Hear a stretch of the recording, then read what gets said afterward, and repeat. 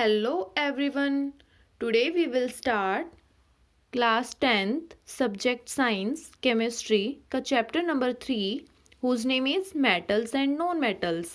So in this chapter we are going to study about metals and non-metals जैसे कि classification of elements, physical property of metals and non-metals, chemical property of metals and non-metals और इन पे corrosion कैसे होता है और भी बहुत सारे टॉपिक्स हैं जो हमें इस चैप्टर में पढ़ने हैं एक एक वीडियो करके. So let's start. Today I will teach you in this chapter classification of elements and second one is physical property of metals and non metals. So ये जो फर्स्ट वाला टॉपिक है ये आपकी नॉलेज के लिए ज़रूरी है. आपको पता होना चाहिए कि एलिमेंट्स को कैसे क्लासीफाई किया गया है. और सेकेंड वन जो टॉपिक है ये काफ़ी इम्पोर्टेंट है और मैं इसमें आपको 15 पॉइंट्स करवाऊंगी जिसमें मेटल्स और नॉन मेटल्स की फ़िज़िकल प्रॉपर्टी को डिफरेंस के साथ बताया गया है. और एग्ज़ाम में भी काफ़ी क्वेश्चंस आते हैं यहाँ से और मैं 99% श्योर हूँ कि आपको इस वीडियो को देखने के बाद इन दो टॉपिक्स में कन्फ्यूजन नहीं होगी और यहाँ से जितने भी क्वेश्चंस आते हैं वो आप सोल्व आउट कर पाओगे. तो चलिए स्टार्ट करते हैं. फर्स्ट टॉपिक है classification of elements into metals, non metals and metalloids. इसमें सबसे पहले आपको पता होना चाहिए कि metals, non metals and metalloids की पोजीशन क्या है. मींस पीरियोडिक टेबल में ये कहाँ पे होते हैं और इनको क्लासिफाई कैसे किया गया है. सबसे पहले मैं आपको पीरियोडिक टेबल में बताऊंगी कि metal, non metal and metalloids की पोजीशन क्या है. हो सकता है काफ़ी बच्चों को पता हो लेकिन कुछ बच्चों को शायद नहीं भी पता है तो मैं उनके लिए एक बार बता देती हूँ. ये हमारी पीरियोडिक टेबल है. इसमें ये जो आपको 2 पिंक कलर की लाइनें दिख रही है इसको एस ब्लॉक एलिमेंट बोलते हैं. और इस साइड जो ये पिंक कलर की पट्टी दिख रही है इसको पी ब्लॉक एलिमेंट्स बोलते हैं. और नीचे वाले जो ये पिंक कलर की है इसको एफ ब्लॉक बोलते हैं. और बीच में ये जो ग्रे कलर की पट्टी दिख रही है इसको डी ब्लॉक एलिमेंट्स बोलते हैं. अब देखिए यहाँ पे एक डीप लाइन दिख रही होगी आपको पिंक कलर की. इसके लेफ्ट साइड सारे मेटल्स हैं, ये सारे मेटल्स हुए. और इसके राइट साइड ये सारे नॉन मेटल्स हैं. और ये जो हीलियम, नियोन, आर्गन, क्रिप्टॉन है इसको हम नोबल गैस बोलते हैं. इसमें लिखा हुआ भी है कि मेटल्स, लेफ्ट साइड वाले मेटल्स और इस लाइन के राइट साइड वाले नॉन मेटल्स. और ये जो नीचे लैंथेनॉइड, एस्टेनॉइड दिख रहे हैं एफ ब्लॉक एलिमेंट्स, ये सारे भी मेटल्स होते हैं. तो आपको दिख रहा होगा S block, D block, F block सारे के सारे मेटल्स होते हैं. और पी ब्लॉक में कुछ मेटल्स हैं, कुछ नॉन मेटल्स हैं. अब एलिमेंट्स की तीसरी कैटेगरी की बात आती है मेटलॉइड्स. मेटलॉइड्स होते क्या हैं? देखिए मेटल्स की अलग प्रॉपर्टीज़ होती है और नॉन मेटल्स की अलग प्रॉपर्टी होती है. लेकिन मेटलॉइड जो एलिमेंट्स होते हैं उनके पास मेटल्स और नॉन मेटल्स दोनों की प्रॉपर्टीज़ होती है. वो कुछ एलिमेंट्स हैं boron, silicon, germanium, arsenic, antimony, tellurium, ये सब दिख रहे हैं. ये मेटलॉइड्स होते हैं जिनके पास दोनों की प्रॉपर्टीज़ होती है, मेटल्स की भी और नॉन मेटल्स की भी. तो आपको समझ आ गया होगा. एक बार मैं फिर से रिपीट कर देती हूँ. एस ब्लॉक सारे के सारे एलिमेंट्स मेटल्स, डी ब्लॉक सारे के सारे एलिमेंट्स मेटल्स, एफ ब्लॉक सारे के सारे एलिमेंट्स मेटल्स. और पी ब्लॉक में कुछ मेटल्स हैं और कुछ नॉन मेटल्स हैं. अब हम आगे चलते हैं, इनको क्लासिफाई कैसे किया गया है और ये हमें कहाँ से मिलते हैं. More than 114 different elements have been discovered so far. 114 से भी ज़्यादा अलग अलग एलिमेंट्स डिस्कवर हो चुके हैं. Many of them are found to occur in nature on earth, whereas some of them have been made by artificial method is called synthetic elements, man-made elements, artificial method elements. इन 114 से भी ज़्यादा अलग अलग element में से कई element ऐसे हैं जो हमें अर्थ के ऊपर जो नेचर है, प्रकृति है, वहाँ से मिलते हैं. और कुछ एलिमेंट्स ऐसे हैं जो मैन ने खुद बनाए हैं आर्टिफिशियल मेथड के द्वारा. तो उनको हम साइंथेटिक एलिमेंट्स बोलते हैं, मैन मेड एलिमेंट्स बोलते हैं, आर्टिफिशियल एलिमेंट्स बोलते हैं. जो मैन ने खुद बनाए हैं आर्टिफिशियल मेथड के द्वारा, वो नहीं जो अर्थ के ऊपर हमें नेचर से मिलते हैं. जो मैंने खुद बनाया उनको ही हम synthetic elements, man made elements या आर्टिफिशियल एलिमेंट्स बोल सकते हैं। Next, based on their property they have been mainly classified into two categories, metals and non metals। इनकी प्रॉपर्टी के बेस पे इनको टू कैटेगरी में क्लासिफाई किया गया है, metals and non metals. Metals की अलग प्रॉपर्टी होती है और नॉन मेटल्स की अलग प्रॉपर्टी होती है। अब हमारा दूसरा टॉपिक है physical property of metals and non metals with difference. इसमें मैंने मेटल्स और नॉन मेटल्स की फिजिकल प्रॉपर्टी को डिफरेंस के साथ बताया है। ये देखिए, यहाँ पे मेटल्स की प्रॉपर्टीज़ हैं और यहाँ पे नॉन मेटल्स की प्रॉपर्टीज़ हैं। तो हम स्टार्ट करते हैं। मेटल्स और नॉन मेटल्स की प्रॉपर्टी क्या कहती हैं कि अगर हमें मेटल्स नॉन मेटल्स का नहीं पता तो इन कुछ पॉइंटों से को पढ़ के हम पता लगा सकते हैं कि मेटल्स कौन से होते हैं और नॉन मेटल्स कौन से होते हैं। तो हम मेटल्स की प्रॉपर्टी देखेंगे। फर्स्ट प्रॉपर्टी है electron present in the valence shell 1, 2, 3 electrons, कि जिस एलिमेंट के वैलेंस शेल में 1, 2 या 3 इलेक्ट्रॉन्स होते हैं उनको हम मेटल्स बोलते हैं। अब वैलेंस शेल को हम आउटर मोस्ट शेल भी बोलते हैं और लास्ट शेल भी बोलते हैं। अब आप बोलोगे कि हमें तो एलिमेंट की वैलेंस शेल का ही नहीं पता कि वैलेंस शेल होती क्या एलिमेंट्स की, और तो हम कैसे पता लगाएंगे कि उसमें 1 इलेक्ट्रॉन, 2 इलेक्ट्रॉन या 3 इलेक्ट्रॉन है तो वो मेटल है। तो चलिए मैं आपको बताती हूँ। यहाँ पे मैं रफ पेज पे आपको समझाऊंगी, आपको इजीली समझ आ जाएगा। यहाँ पे मैं सोडियम एलिमेंट्स लिख रही हूँ। सोडियम एलिमेंट का सिंबल है Na। अब इसका एटॉमिक नंबर 11 होता है। अगर आप क्लास 10th के स्टूडेंट हैं और आपको एटॉमिक नंबर लर्न नहीं है तो आप पीरियोडिक टेबल में फर्स्ट 20 एलिमेंट्स के एटॉमिक नंबर लर्न कर लीजिए। अभी आपको लर्न नहीं है तो मैं बता देती हूँ, लेकिन आप याद ज़रूर कर लेना। तो सोडियम एलिमेंट्स का जो है एटॉमिक नंबर है 11। अब हम इसकी इलेक्ट्रॉनिक कॉन्फ़िगरेशन लिखेंगे। इलेक्ट्रॉनिक कॉन्फ़िगरेशन को मैं EC से डिनोट कर रही हूँ, और इलेक्ट्रॉनिक कॉन्फ़िगरेशन लिखने के लिए हमें शेल्स की ज़रूरत होती है, KLMN। ये हमने शेल लिख दिए हैं। अब देखिए, इसका एटॉमिक नंबर 11 है तो K शेल में 2, L शेल में 8 और M शेल में 1। अब हो सकता है काफ़ी बच्चों को इलेक्ट्रॉनिक कॉन्फ़िगरेशन नहीं लिखनी आती, तो उनके लिए मैं बता रही हूँ कि हमारे पास ये सेल्स होती हैं KLMN। मेनली ये शेल्स होती हैं, और भी बहुत सारी शेल्स होती है वैसे तो, बट मेनली यही होती हैं। अब देखिए, K शेल में जो इलेक्ट्रॉन डलते हैं वो 2 इलेक्ट्रॉन डलते हैं, L शेल में 8 इलेक्ट्रॉन डलते हैं, M शेल में 18 और N शेल में 32। इनसे ज़्यादा इलेक्ट्रॉन्स इन शेल्स में नहीं डाले जा सकते। K शेल को अपनी डुप्लेट कंप्लीट करनी होती है और बाकी सभी शेल्स को अपनी ऑक्टेट कंप्लीट करनी होती है स्टेबल होने के लिए। तो K शेल में ये चाहेगा कि मेरे पास कम एटलीस्ट 2 इलेक्ट्रॉन्स हो, उससे ज़्यादा तो वैसे भी नहीं हो सकते, और सारी सेल्स ये चाहती हैं कि हमारे लास्ट शेल में 8 इलेक्ट्रॉन प्रेजेंट हो। 8 से ज़्यादा भी हो सकते हैं, बट ऑक्टेट कंप्लीट करने के लिए 8 इलेक्ट्रॉन होने चाहिए, तभी जाके वो स्टेबल होंगे।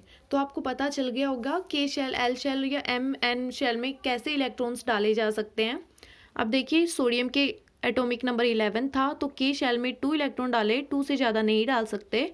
L शेल में 8 इलेक्ट्रॉन डाले, 8 इलेक्ट्रॉन से ज़्यादा नहीं डाल सकते, और फिर जो हमारा 1 इलेक्ट्रॉन बच गया वो हमने M शेल में डाल दिया।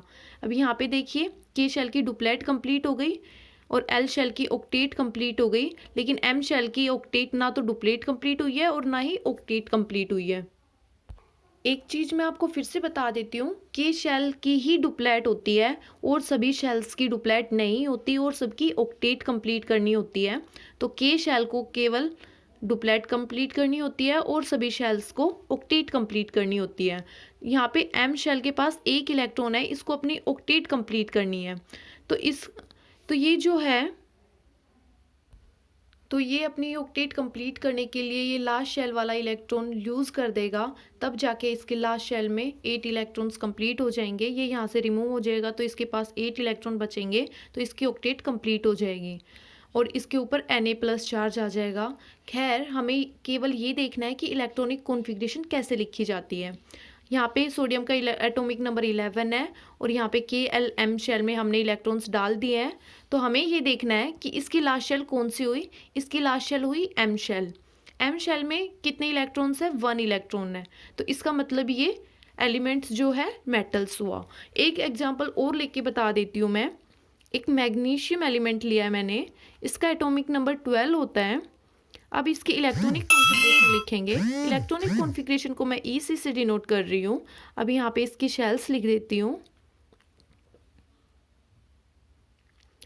अब देखिए K शेल में कितने जाएंगे इलेक्ट्रॉन्स? 2। L शेल में कितने इलेक्ट्रॉन्स जाएंगे? 8। अब इसके पास 2 इलेक्ट्रॉन्स और बच गए जो M शेल में जाएंगे। अब इसकी लास्ट शेल कौन सी हुई? M shell. तो लास्ट शेल में 2 इलेक्ट्रॉन है, इसका मतलब ये मेटल है, क्योंकि और शेल्स तो खाली पड़ी हुई है ना। तो लास्ट शेल तो इसकी M शेल हुई। तो इसकी लास्ट शेल में 1 इलेक्ट्रॉन, 2 इलेक्ट्रॉन या 3 इलेक्ट्रॉन्स होते हैं, वो हमारे मेटल्स कहलाते हैं। अब देखिए एग्जाम्पल है सोडियम, मैग्नीशियम, कैल्शियम एक्सेट्रा, ये सारे मेटल्स होते हैं। और एक्सेप्शन भी है, hydrogen is a non metals. मैं आपको एक चीज़ बताना भूल गई, पीरियोडिक टेबल में जो हाइड्रोजन है वो मेटल्स की साइड रखा हुआ है, लेकिन फिर भी वो एक नॉन मेटल्स है। दूसरा और देखते हैं हम, electron present in the valence shell 4, 5, 6, 7 electrons. जिस तरह मेटल्स के लास्ट शेल में 1, 2, 3 इलेक्ट्रॉन्स थे, इसी तरह नॉन मेटल की लास्ट शेल में 4, 5, 6, 7 इलेक्ट्रॉन्स होने चाहिए, तभी वो नॉन मेटल कहलाएगा। एग्जाम्पल है कार्बन, नाइट्रोजन, ऑक्सीजन एक्सेट्रा। मैं आपको रफ पेज पे लिख के बता देती हूँ 1-2 एग्जाम्पल। मैंने यहाँ पे कार्बन एलिमेंट लिया है जिसका एटॉमिक नंबर है 6। अब इसकी इलेक्ट्रॉनिक कॉन्फ़िगरेशन लिखेंगे।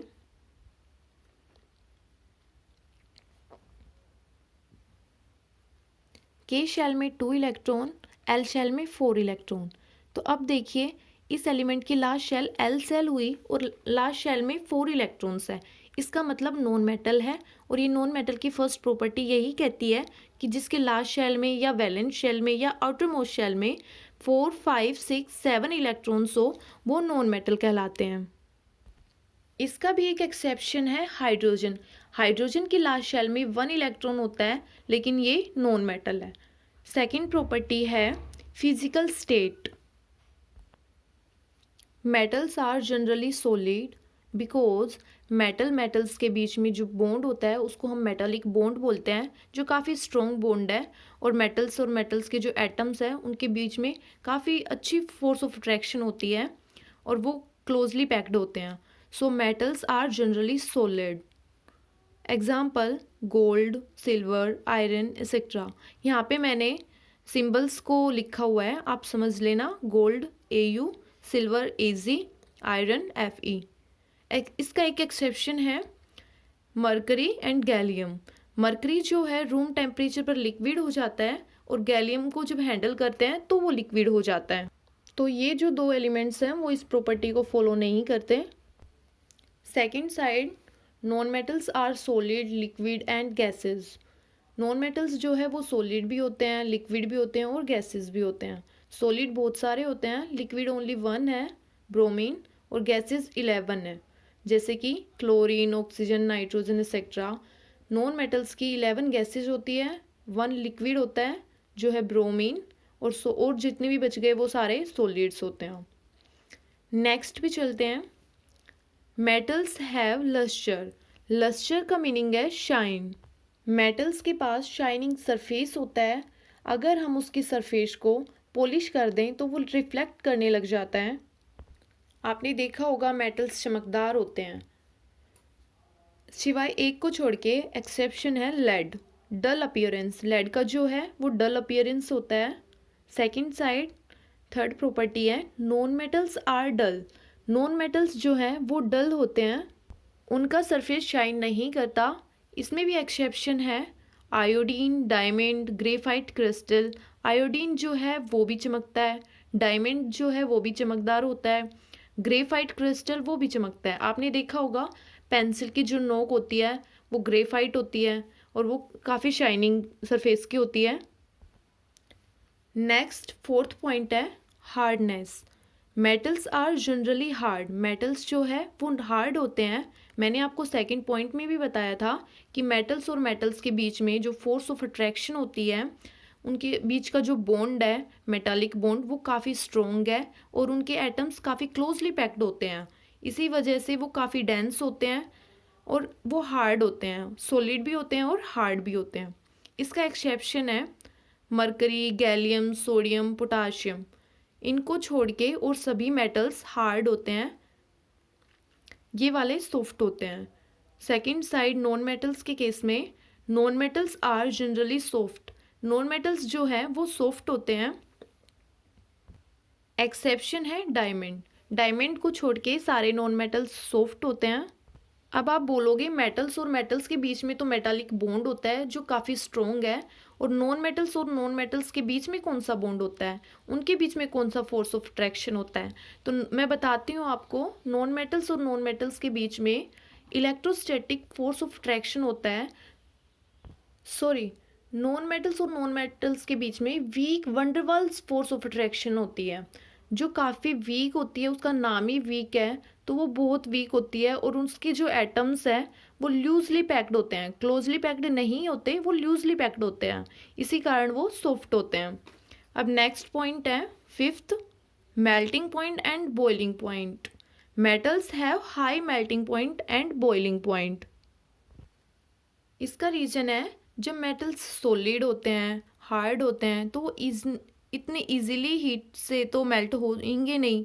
आप उनको हीट देंगे लेकिन काफ़ी ज़्यादा हीट देनी पड़ेगी ताकि वो मेल्ट हो जाएं, बिकॉज उनके जो एटम्स है वो काफ़ी क्लोजली पैक्ड होते हैं और उनको ज़्यादा हीट चाहिए मेल्ट होने के लिए। सो इसीलिए metals have high melting point and boiling point. इसका एक्सेप्शन है मरकरी।